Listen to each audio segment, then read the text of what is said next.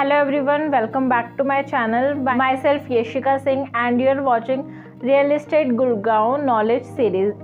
आज का जो हमारा टॉपिक है वो रहेगा टाइप्स ऑफ पेमेंट प्लान। कितने टाइप्स की पेमेंट प्लान रहते हैं उसके बारे में डिस्कस करूँगी। तो आपसे एक रिक्वेस्ट है, प्लीज़ एंड तक वीडियो देखना।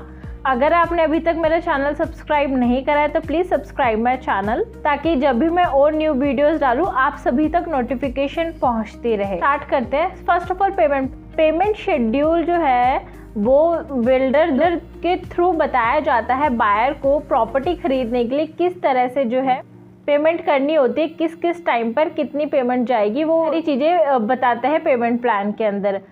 तो जब हम प्रॉपर्टी लेने जाते हैं, पेमेंट प्लान का इसमें बहुत इंपॉर्टेंट रोल प्ले होता है। सो कितने टाइप्स के पेमेंट प्लान होते हैं मैं आपको बताऊंगी, उसमें क्या रिस्क रहते हैं, क्या बेनिफिट होते हैं, कौन सा पेमेंट प्लान आपको लेना चाहिए according to your benefits. So start करते हैं। सबसे फर्स्ट पेमेंट प्लान आता है टाइम लिंक पेमेंट प्लान।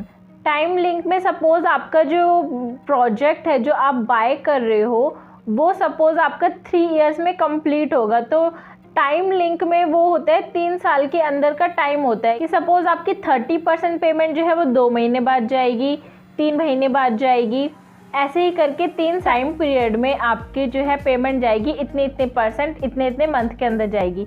उसमें जो है बिल्डर को मतलब नहीं होता कि कंस्ट्रक्शन हो रही है नहीं हो रही है। तो एक तरह से ये थोड़ा रिस्की पेमेंट प्लान है, क्योंकि बायर का पैसा तो जा रहा है बिल्डर के पास पैसा आ रहा है, पर उससे कंस्ट्रक्शन हो रही है प्रोजेक्ट में नहीं हो रही है, इसका बहुत ज़्यादा डाउट रहता है। तो it's a very risky payment plan.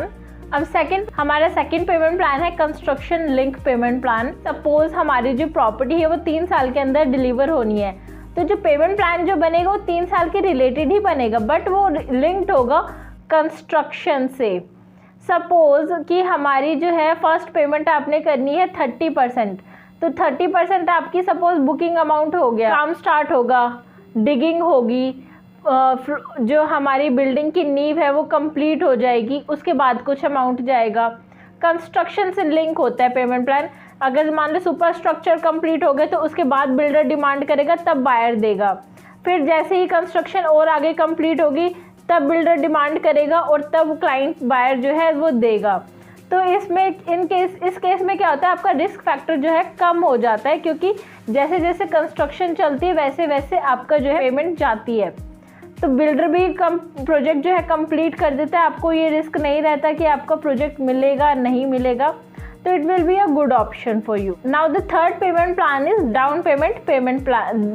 Down payment में क्या होता है कि 95% जो है आपको इनिशियल स्टेज पर देना पड़ता है और बाकी का 5% जो है एट द टाइम ऑफ आपको पोजीशन पे देना होता है। सो ये सबसे ज़्यादा ही रिस्की पेमेंट प्लान है, क्योंकि अभी तक जब आपका प्रोजेक्ट लॉन्च हो गया, सब कुछ हो गया, आपने बिल्डर को 95% पैसे दे दिए, बिल्डर के पास पूरे पैसे आ गए, बिल्डर बेनिफिट में है। अब यहाँ पे क्लाइंट का रिस्क बहुत ज़्यादा बढ़ जाता है, क्योंकि पैसे लेने के बाद बिल्डर जो है प्रोजेक्ट बनाए या ना बनाए, क्या करता है वो क्या नहीं करता है, कितने टाइम में आपकी प्रोजेक्ट की डिलीवरी करता है नहीं करता। सो यहाँ पे बहुत ज़्यादा को जो है रिस्क फैक्टर बढ़ जाता है। Down payment is a very, अगर आप रेडी टू मूव प्रॉपर्टी लेते हो तो उसमें डाउन पेमेंट जाती है तो आपको चीज़ें समझ में आती है, बट अंडर कंस्ट्रक्शन में down payment is a very high risk factor है। सो मैं आपको सजेस्ट करूँगी तो वो आप अवॉइड करिए।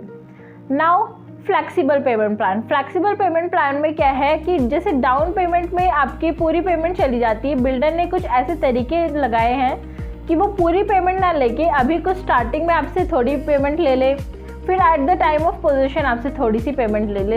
इसमें फॉर एग्जांपल लाइक आपका आ जाता है 50-50, 40-60, 30-60, ऐसे पेमेंट प्लान आ जाते हैं, 30-30-10, इस तरीके के पेमेंट प्लान जो है वो आ जाते हैं। दोनों के ही बेनिफिट है, एक तरफ से बिल्डर का कि उसे कंस्ट्रक्शन करने के लिए पैसा चाहिए तो वो आ जाता है, प्लस बायर का कि हाँ भाई उसका एक बारी में पूरा पैसा नहीं जा रहा, थोड़ा थोड़ा करके जा रहा है और उसे पता चल रहा है कि उसके प्रोजेक्ट में कितना काम चल रहा है, कितनी तेज़ी से चल रहा है, कहाँ पर क्या चल रहा है क्या नहीं चल रहा है।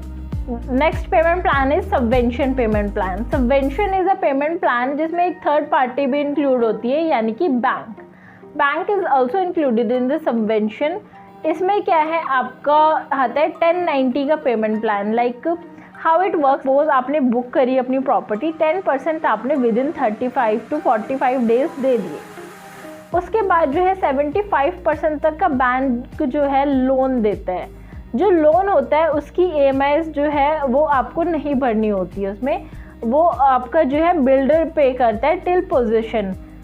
जब पोजीशन आने वाली होती है, पोजीशन के टाइम पे जो आपका 15% पेमेंट बच रही है वो आपको देनी होगी। आपकी जो एक्चुअल EMI होती है वो स्टार्ट होती है आफ्टर द पोजीशन।